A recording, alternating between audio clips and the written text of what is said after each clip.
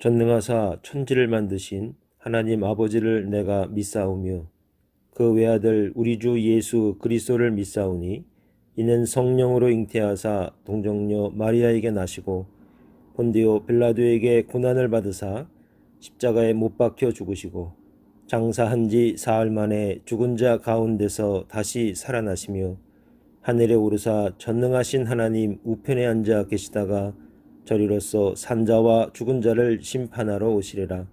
성령을 믿사오며 거룩한 공예와 성도가 서로 교통하는 것과 죄를 사하여 주시는 것과 몸이 다시 사는 것과 영원히 사는 것을 믿사옵나이다. 아멘.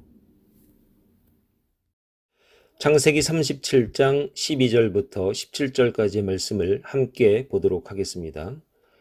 그의 형들이 세겜에 가서 아버지의 양떼를 칠 때에 이스라엘이 요셉에게 이르되 내 형들이 세겜에서 양을 치지 아니하느냐 너를 그들에게로 보내리라. 요셉이 아버지에게 대답하되 내가 그리 하겠나이다.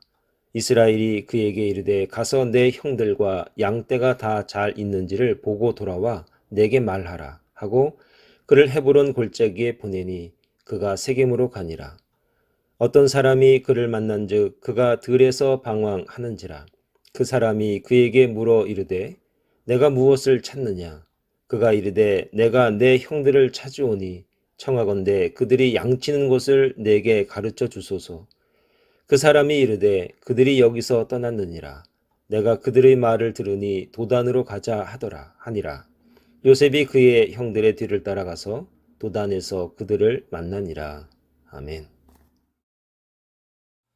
안녕하세요. 김원기 목사입니다. 우리가 코로나 사태로 인해서 이렇게 함께 예배당에서 만나지 못했지만 이렇게 영상으로 함께 예배를 드리게 됐습니다. 여러분 기도 많이 하셔서 이 코로나 사태가 빨리 진정이 되고 안정이 되어서 다시 일상을 우리가 살아갈 수 있도록 여러분 하나님 앞에 기도할 수 있는 그런 계기가 될 수 있길 바라겠습니다. 오늘 본문의 말씀은 창세기 37장 12절에서 17절 말씀이고요. 그리고 제목은 요셉입니다. 요셉의 닉네임은 꿈꾸는 자입니다. 그가 꾼 꿈은 우리가 잘 압니다. 그가 형제들보다 성공하고 또 경배를 받는다. 그런 내용이죠. 오늘날의 사람들이 여기에 초점을 두고 있기 때문에 특히 이민자들에게 있어서 요셉은 우리에게 꿈을 주고 소망이 되고 희망이 되기도 합니다. 결과적으로 그는 성공합니다. 애굽이라고 하는 아주 강력한 나라, 큰 나라의 총리까지 오르게 됩니다. 하나님께서 그 과정을 섭리하셨습니다. 이러한 성공의 배경을 우리가 이해하기 위해서 요셉을 좀 알아야 한다는 것이죠. 그리고 그런 요셉을 통해서 섭리하신 하나님을 우리가 알 수 있어야 할 것입니다. 그래서 먼저 요셉은 어떤 사람인가, 그리고 그 요셉을 통해서 우리는 어떤 영적인 의미를 배울 수 있는가. 오늘 본문 37장 4절에 이런 말이 있습니다. 그의 형들이 아버지가 형들보다 그를 더 사랑함을 보고 그를 미워하여 그에게 편안하게 말할 수 없었더라. 이런 말을 했고, 형들과의 관계가 좋지 않았는데 그 편안하게 형들이 요셉에게 말할 수 없을 정도로 요셉과 형제 간의 관계가 썩 좋지 않았다는 것을 우리가 알 수 있습니다. 그러면 그 근거를 우리가 2절에서 찾을 수 있는데 이런 말이 있습니다. 야곱의 족보는 이러하니라. 요셉이 17세의 소년으로서 그의 형들과 함께 양을 칠 때에 그의 아버지의 아내들 빌하와 실바와 아들들과 더불어 함께 있더니 그가 그들의 잘못을 아버지에게 말하더라. 이렇게 말하고 있습니다. 그러니까 그들의 잘못을 아버지에게 말하니까 형들과의 관계가 좋지 않습니다. 그를 미워합니다. 그를 미워했는데 그 빌미는 무엇이냐? 요셉이 아버지에게 형들의 잘못을 이제 고자질한다. 그런 의미를 우리가 말씀을 통해 알 수 있습니다. 여기다가 문제는 꿈입니다. 5절에 보면, 37장 5절에 보면 요셉이 꿈을 꾸고 자기 형제들에게 말하며 그들이 그를 더욱 미워하였더라. 그렇지 않아도 미운데 여기다가 꿈 얘기를 하니까 더 우라통이 터지는 겁니다. 그래서 요셉은 형들에게 더 미움을 받습니다. 10절의 말씀에 보면은 야곱이 요셉을 꾸짖는 장면이 나옵니다. 꿈 얘기를 하는 것에 대해서 꾸짖습니다. 그만큼 야곱도 좋지 못하다는 것을 알고 있었던 것이죠. 이러한 불완전한 요셉, 이런 요셉에게 하나님께서 섭리하시고 그리고 우리가 아는 애굽의 총리까지 이르게 되는데 그 과정을 하나님께서 몇 가지로 섭리하시는데 그 섭리가 오늘 우리에게는 미국 생활하는 데 있어서 이민자로서의 삶을 살아가는 데 있어서 그냥 영적인 힘과 도준이 될 수 있기를 간절히 축원을 드리겠습니다. 먼저 하나님은 어떻게 요셉을 섭리하셨는가? 첫째는 그를 보내십니다. 자, 이 말씀은 우리가 37장, 창세기 37장 13절, 14절, 14절의 말씀을 통해서 우리가 알 수 있습니다. 제가 14절의 말씀을 좀 읽어드리면 이렇습니다. 이스라엘이 그에게 이르되 가서 내 형들과 양떼가 다 잘 있는지를 보고 돌아와 내게 말하라 하고 그를 헤브론 골짜기에서 보내니 그가 세겜으로 가니라 라고 말씀하고 있습니다. 헤브론에서 세겜으로 보내는 장면입니다. 여기서 세겜은 헤브론에서 얼마 정도 거리가 떨어져 있냐면 한 17마일 정도 떨어져 있습니다. 가만히 생각해 보면 가깝지도 않지만 또 그렇게 멀지도 않은 거리이기 때문에 그 야곱은 요셉에게 형들이 잘 있는지 양들은 또 잘 치고 있는지 한번 보고 오라고 시킵니다. 그런데 문제는 15절에 있습니다. 15절에 보니까 어떤 사람이 등장합니다. 이 어떤 사람은 누군지 성경에서는 말하지 않지만 요셉이 세겜에서 방황하고 있는 모습, 그러니까 형들을 찾고 있는 모습을 보고 이 어떤 사람이 무엇을 찾느냐 이렇게 다가와서 물어봅니다. 그러자 요셉은 내가 형들을 찾습니다. 이렇게 말하니까 그 어떤 사람이 내가 듣기에 도단으로 간다고 그러더라. 이렇게 얘기를 해주는 겁니다. 그러니까 요셉이 도단으로 내려갔더라 라고 성경이 계속 이야기하고 있죠. 그런데 여러분 이 도단은 세겜에서 50마일 정도나 더 가야만이 도착할 수 있는 곳입니다. 그러니까 헤브론, 아버지 야곱이 있는 헤브론에서 세겜까지가 17마일, 그리고 세겜에서 도단까지가 50마일, 그러니까 합치면은 한 67마일이나 됩니다. 굉장히 먼 거리입니다. 그런데 여기서 그가 도단으로 향하지 않고 그냥 돌아와도 야곱은 아마 큰 말이 없었을 겁니다. 그런데 그가 도단으로 내려갑니다. 여러분 이 그림을 한번 생각해 보시기 바랍니다. 사랑받는 아들 요셉이 아버지 품을 점점점 떠나는 모습 아닙니까? 점점점 하나님께서 그 멀게 하는 장면을 우리가 그려낼 수가 있습니다. 이처럼 하나님은 어떻게 요셉에게 섭리하시는가? 요셉을 인도하시는가? 사랑받는 곳, 편안한 곳으로부터, 아버지로부터 점점점 멀게 하시고 있습니다. 여러분들 이러한 지난날의 삶이 있었습니까? 이러한 과정이 있었습니까? 안락하고 편안하고 좋았던 곳으로부터 하나님께서 나를 좀 멀게 놔두셨던 그런 지난날의 시간들 한번 돌아보시기 바랍니다. 하나님께서 계획이 다 있으셨던 것 같습니다. 오늘 요셉이 그런 겁니다. 두 번째로는 하나님께서 아버지로부터 점점점 멀어지게 하고 난 뒤에 그를 훈련의 장소로 인도하시는 겁니다. 이 장면은 창세기 39장에 나와 있는데 1절, 2절, 3절, 4절, 6절 계속해서 쭉 읽어보면 하나님께서 요셉을 애굽으로 인도하시는 장면입니다. 제가 1절의 말씀을 좀 읽어드리고 성경을 좀 말씀을 드리겠습니다. 창세기 39장 1절입니다. 요셉이 이끌려 애굽에 내려가매 바로의 신이 대장 애굽 사람 보디발이 그를 그리로 데려간 이스마엘 사람의 손에서 요셉을 사니라. 형들이 이스마엘 상인에게 요셉을 팔았고 그 이스마엘 상인은 보디발에게 요셉을 팔았습니다. 그런데 2절에 보니까 여호와께서 요셉과 함께 하심으로 라는 말씀이 있고 3절에 보니까 그의 주인이 여호와께서 그와 함께 하심을 보며 또 여호와께서 그의 범사에 형통하게 하심을 보았더라 라고 계속 말씀합니다. 그리고 5절에 보니까 그가 요셉에게 자기의 집과 그의 모든 소유물을 주관하게 한 때부터 여호와께서 요셉을 위하여 그 애굽 사람의 집에 복을 내리심으로 여호와의 복이 그의 집과 밭에 있는 모든 소유에 미친지라 이렇게 말씀하고 있습니다. 도단에 있는 형들에게 도착한 때부터 요셉이 오늘 본문에 이르기까지 요셉의 삶은 참으로 상상을 초월한 그런 시련의 과정이라고 말할 수 있습니다. 그런데 신기한 것은 무엇이냐면 39장에서부터 요셉이 별 말이 없습니다. 그런데 어떤 내용이 많이 나오냐면 하나님께서 요셉을 인도하시는 그 과정의 얘기를 아주 자세히 증거하고 있다는 얘기죠. 소위 말해서 요셉은 이제 하나님만 바랄 수밖에 없고 또 하나님을 바라는 요셉을 이제 도와주시고 함께 하시는 그런 내용들로 가득 채워져 있습니다.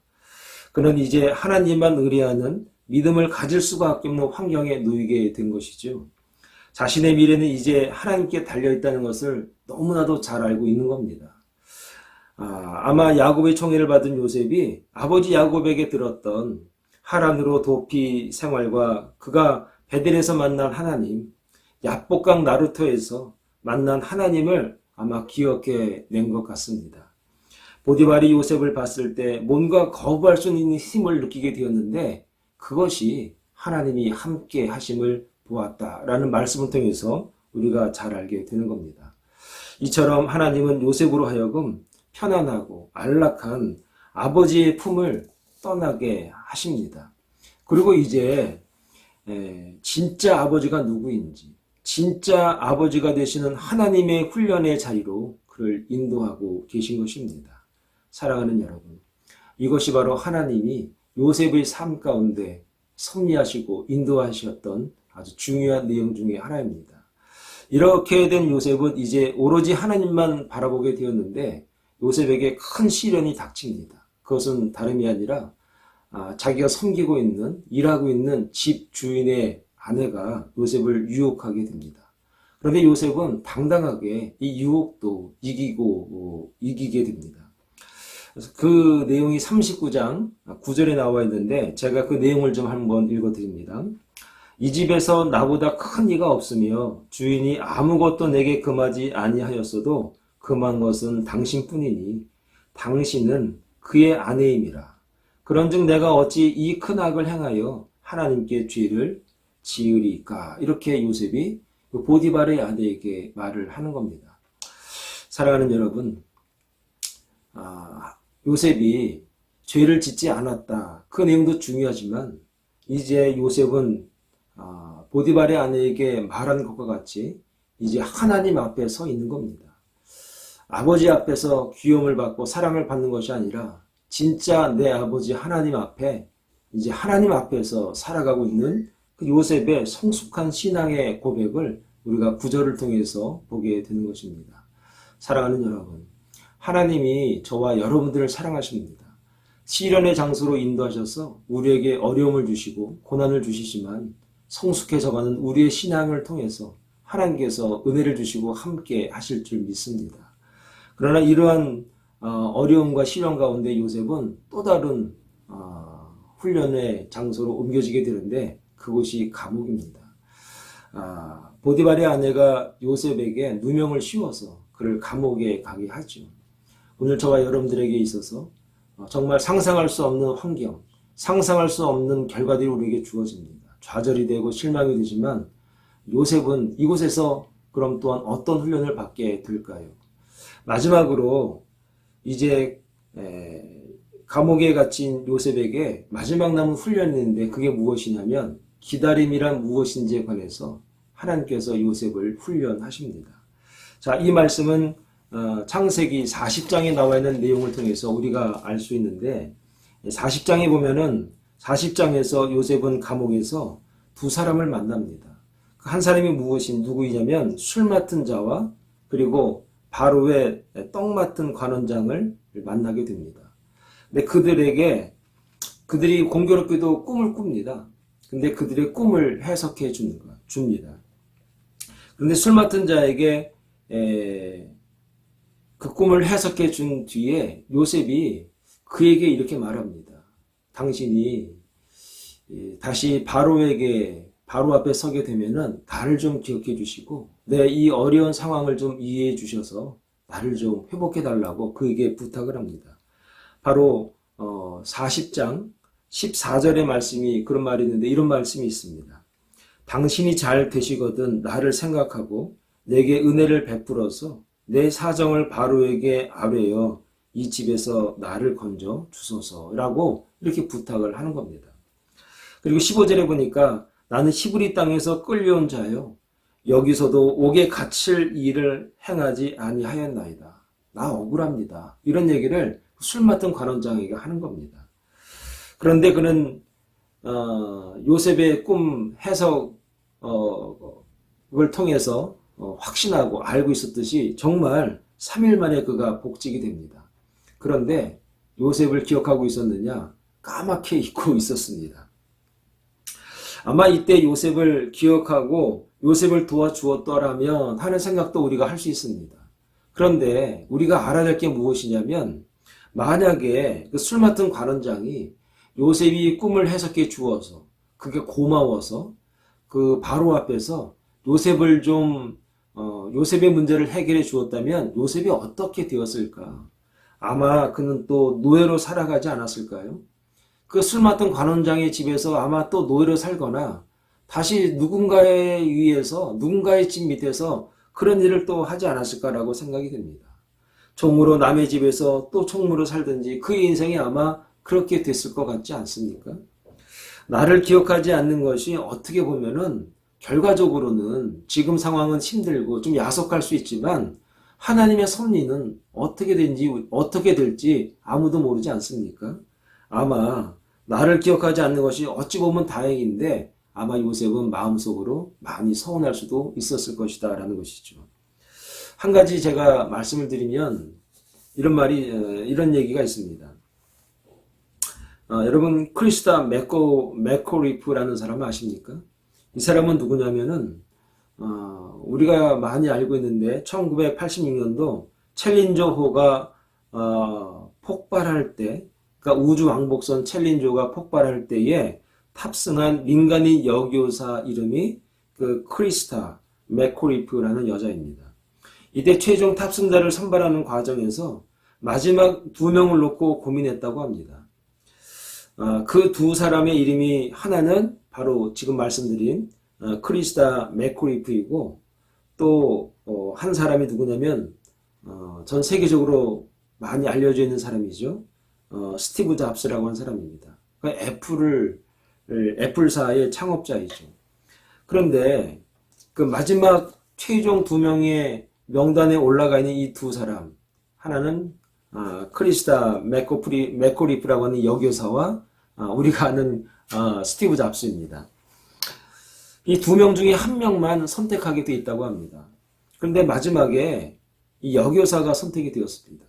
스티브 잡스는 선택을 받지 못했기 때문에 크게 실망을 하고 좀 방황을 했던 모양입니다. 근데 이때 스티브 잡스는 자신이 창업한 애플에서 해고된 이유였기 때문에 좌절하고 또 좌절할 수밖에 없었다고 하죠. 그런데 그렇게 된 것이 여러분 결과적으로 어떻죠? 잘 된 것이죠. 스티브 잡스에게. 아마 오늘의 애플이 있게 된 이유는 그 챌린저호의 탑승자에서 탈락했기 때문 아닙니까? 우리가 원하는 대로 안 되는 것이 하나님의 뜻일 수 있다는 것입니다. 하나님은 하나님의 일을 열심히 하십니다. 우리는 하나님의 시간에 하나님의 뜻이 이루어진다는 것을 알아야 한다는 것입니다. 41장 1절에 보면은 이런 내용이 있습니다. 만 2년 후에 그러니까 술 맡은 간원장이 복직이 되고 난 뒤에 만 2년 후에 바로가 꿈을 꾼즉 자기가 나일 강가에 서 있는데 라는 내용이 시작하고 있습니다. 그러니까 만 2년 후에 하나님은 요셉에게 감옥에 2년을 더 두게 한 뒤에 그리고 바로를 꿈꾸게 하셔서 바로를 만나게 하십니다. 이것이 하나님의 시간이고 하나님의 뜻이라는 것입니다. 사랑하는 여러분, 요셉은 2년 동안 기다리면서 얼마나 많은 훈련과 얼마나 많은 낮아짐과 얼마나 많은 자괴감을 경험하고 있었을까요? 하나님은 요셉이 아직도 하나님께서 쓰시기 위해서는 2년이라는 시간이 더 필요했던 겁니다. 요셉이 원한 시간은 술 맡은 관원장이 나아가서 자신에게 닥쳐있는 이 어려운 상황을 빨리 해결해 주는 것이었지만 하나님은 그것이 아니었습니다. 그렇게 해서 다시 종으로 다시 어떤 집에서 열심히 일하는 총무로 일하는 게 아니라 하나님은 바로 앞에 서게 하는 것이 하나님의 뜻이었던 것입니다. 그 기간이 2년이 더 필요했던 것이죠. 기다림이 하나님의 뜻이라는 것입니다. 지금 실패한 것이 하나님의 뜻일 수 있다는 것입니다. 지금 어려움이 하나님의 뜻일 수 있다는 것을 우리가 믿어야 됩니다. 지금 고난이 바로 하나님의 뜻일 수 있다는 것을 여러분 아셔야 하는 것입니다. 요셉은 하나님의 시간을 알게 되기까지 계속적으로 하나님은 그를 훈련하시고 그를 기다리게 하셨던 것입니다. 요셉은 하나님의 섭리를 알게 됩니다. 하나님의 마음을 이해하게 됩니다. 그런 그에게 지난 시간들은 하나님이 함께한 시간들입니다. 그래서 이제 바로 앞에 서 있는 요셉은 서운함도 억울함도 없습니다. 그저 하나님의 은혜만이 그에게 있는 것입니다. 하나님이 함께 하심을 체험한 저와 여러분은 되셔서 우리에게 다가오는 여러 가지 시련이 우리의 생각과 우리의 시간과 우리의 계획과는 다르다고 하지만 오늘 요셉을 통해서 우리에게 말씀하시는 영적인 의미가 무엇입니까? 하나님은 하나님의 일을 하십니다. 그 가운데 하나님의 시간 가운데 우리가 있다는 것을 여러분 잊어서는 안 될 것입니다. 코로나 사태로 인해서 여러 가지 어려움을 당하고 있는 주변의 많은 분들을 종종 만나게 됩니다. 그런 분들에게 우리가 어떤 위로를 해드릴 수 있습니까? 이런 상황에 닥쳐있는 우리에게 우리는 하나님 앞에서 어떤 고백을 드릴 수가 있습니까? 요셉을 통해서 다시 한번 이 위기와 이 어려움 가운데서 다시 하나님의 시간에 나의 믿음과 신앙의 고백을 맞추시고 그 하나님의 시간에 우리가 순종하시고 기다릴 수 있는 믿음의 사람이 되셔서 성숙한 신앙인이 되셔서 이 어려운 가운데서도 주님과 함께 찬양하고 주님과 함께 예배하고 주님 앞에 우리의 간절함을 드릴 수 있는 그런 기회가 되셔서 그분의 시간이 분명히 우리를 향하시고 우리에게 은혜를 베풀어 주시기 위한 시간이라는 사실을 믿으시고 여러분 이 시간을 귀하게 여기시고 주님 앞에서 온전한 신앙과 믿음으로 승리할 수 있는 믿음의 종들이 다 될 수 있기를 간절히 축원을 드리겠습니다. 기도하겠습니다. 거룩하신 아버지 하나님 은혜를 감사합니다. 요셉이 참으로 성숙하지 못해서 여러 가지 실수 때문에 그가 고난과 시련과 역경을 당합니다. 그리고 아버지 집에서 점점점 멀어지게 되고 또 종이 되어서 애굽에서 종살이까지 하게 됩니다. 그뿐 아니라 감옥에까지 가는 그런 일도 당합니다. 그러나 그 모든 과정이 하나님께서 섭리해 놓으신 과정이요 또 하나님의 시간 안에 있다는 사실을 그가 나중에 바로 앞에 서게 되므로 깨닫게 됩니다.